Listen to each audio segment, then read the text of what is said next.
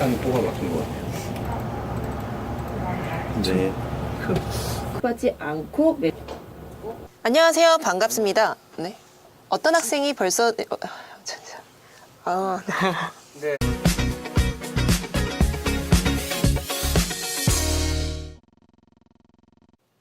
안녕하세요. 반갑습니다. 이번 웹 베이직 수업을 맡게 된 진희쌤이라고 합니다. 어떤 학생이 들을지 벌써 두근두근하네요. 그럼 수업을 시작하기 전에 웹 베이직에서는 어떤 수업을 하는지 간단하게 생각하고 넘어가도록 해요. 웹 베이직을 왜 먼저 배워야 할까요? 개발자로 입문하기 위해서, 웹에서 홈페이지를 운영하기 위해서, 블로그를 운영하기 위해서 등 많은 이유로 인해 웹 언어를 배우는 분들이 늘어나고 있어요. 그렇다면 웹 베이직에서 일어나는 물리적인 부분과 논리적인 부분에 대해 배우는 수업이에요. 기초를 다지는 수업이라서 다른 언어들을 배우며 듣는다면 많은 디딤돌과 같은 역할을 해줄 거예요. 그럼 저와 함께 1강 인터넷에 대해서 알아보도록 할게요. 이번 강의에서는 웹의 기초 배경 지식으로 인터넷의 특징과 역사 등에 대해서 알아보도록 하겠습니다. 인터넷이란 무엇일까요? 많은 분들이 대부분 익스플로러, 크롬, 파이어폭스 등 많은 웹 브라우저를 떠올리실 텐데요. 인터넷의 개념을 먼저 알아볼게요. 인터넷은 연결되다 뜻을 가진 인터와 통신망을 지칭하는 네트워크가 합쳐져서 만들어진 단어입니다. 비슷한 말로 또 뭐가 있을까요? 전화기로 집과 집을 연결해주는 의미를 가진 인터폰, 국제적으로 나라와 나라가 연결되도록 이루어진 단어 인터내셔널도 있네요. 이처럼 인터넷이란 전 세계 컴퓨터들이 연결되어 있는 컴퓨터망을 의미합니다. 클라이언트 서버 시스템을 기반으로 TCP/IP를 기본 프로토콜로 사용하여 통신을 하고요. TCP/IP를 기본 프로토콜로 사용하여 통신을 한다. 이 말은 인터넷에서도 우리가 사용하는 말처럼 규칙이 있어요. 쉽게 인터넷 규칙이라고 생각하면 된답니다. 그렇다면 인터넷은 어떤 특징을 가지고 있을까요? 인터넷은 서로 동시에 참여할 수 있는 쌍방향 통신을 제공합니다. 말이 어려울 수도 있는데요.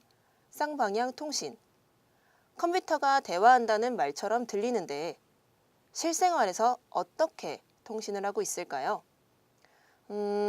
실시간 검색어, 위치 서비스 등이 대표적인 서비스 같아요. 사용자들이 참여해서 결과를 바꿀 수 있는 부분이니까요. 또 인터넷에 연결할 수 있다면 시간과 공간에 제약받지 않고 메시지를 주고받을 수 있죠. 여기서 말하는 메시지는 이메일이나 문자가 아닌 클라우드에서 파일을 주고받는 것을 말해요.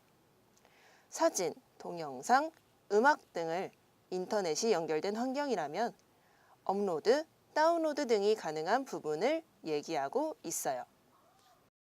옛날 인터넷은 텍스트나 글자로만 사람들과 교류하였지만 현재는 SNS가 발달하면서 흔히 알고 있는 트위터, 페이스북, 인터넷, 인스타그램을 지칭합니다. 발달하면서 이미지, 음성, 동영상 공유 등의 다양한 교류 방식이 존재합니다. 그리고 직업, 사회적 지위나 직책, 인종, 나이 등을 알 수 없는 익명성도 가지고 있는데요. 우리는 인터넷을 사용하면서 익명성을 가지는 만큼 에티켓도 중요해요.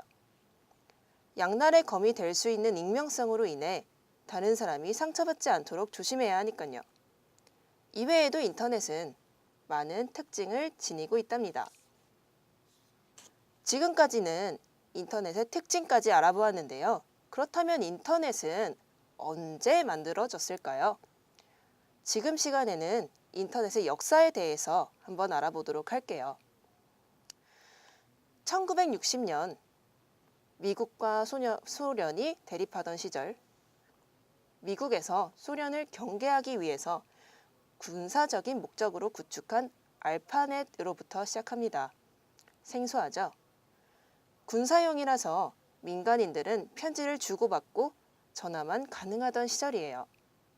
그렇다면 언제부터 민간인들이 인터넷을 사용할 수 있었을까요? 네, 1970년 이후입니다. 소련이 무너지면서 군사적인 목적으로만 사용하던 알파넷은 널리 퍼져서 세상을 연결하는 시스템으로 현재는 자리를 잡았습니다. 1970년 편지보다 전화보다 정확하고 빠르게 정보를 주고받기 위해서 과학자들은 한 가지를 또 개발했는데요. 파일을 전송할 수 있는 FTP 표준안과 편지를 주고받을 수 있는 이메일 표준안을 개발하였습니다. 이메일은 익숙한데 FTP가 뭐냐고요? FTP는 말 그대로 통신 규약이라고 생각하시면 되는데요. 아까 TCP/IP 통신 프로토콜의 일부분이라고 생각하시면 될 것 같아요. 뒷 강의에서 자세하게 배워보도록 할게요. 초기 TCP 버전은 신뢰적 전송과 IP를 결합한 형태였어요. 그런데 여러 서비스를 하게 되면서 그리고 사용자들이 늘어나면서 이메일을 보내도 못 받는 등의 문제점이 발생하다 보니 이를 해결하기 위해서 1980년 이후 여러 프로토콜로 분리되었으며 DNS 그리고 도메인이나 호스트 이름을 숫자로 된 IP 주소로 변환해주는 프로토콜 등이 개발되었습니다. 1990년 한 연구원이 나라와 나라 사이에 메일을 주고받는 게 너무 불편한 나머지 이걸 어떻게 해결하지? 라는 프로젝트가 하나 시작되었는데요. 그 이름이 바로 WWW 프로젝트입니다. WWW를 만들면서 넷스케이프, 모자이크 등의 브라우저로 다양한 인터넷 서비스를 시작할 수가 있었고요. 이것은 현재 우리가 다양한 용도로 사용하는 인터넷 웹 브라우저의 시초가 되었습니다. 지금까지는 역사를 알아보았는데요. 그렇다면 그 인터넷을 어떻게 관리를 할지 알아보도록 할게요. 국내에서는 총 대표적인 기관 세 조직이 있는데요. 인터넷을 사용하기 위해서 국가에서는 특정 IP 및 도메인을 할당해주는 기관인 인터넷정보센터, 어떤 식으로 인터넷을 사용해야 하는지 표준을 만들고 관리하는 전산망협의회, 정보 침해를 막기 위해 일을 하는 기관 정보보호진흥원 등이 설립되었습니다. 오늘 배운 내용 정리 한번 해볼게요. 오늘은 인터넷의 의미, 특징, 역사, 조직 등을 알아보았는데요. 뭐가 이렇게 많아, 복잡하다 라고 느끼실 수 있겠지만 그래도 우리가 사용하는 인터넷에 대해서 깊게 알아본 시간이었구나 이렇게 긍정적으로 생각하고 한 번씩 복습하는 시간을 가졌으면 좋겠어요. 만약에 더욱 깊게 공부하고 싶다면 TCP 스쿨로 들어오셔서 자료를 참고하시면 더욱 좋을 거예요. 그렇다면 다음 시간에는 웹과 웹사이트에 대해서 알아보는 시간을 갖도록 할게요. 모두들 수업 들으시느라 고생하셨습니다.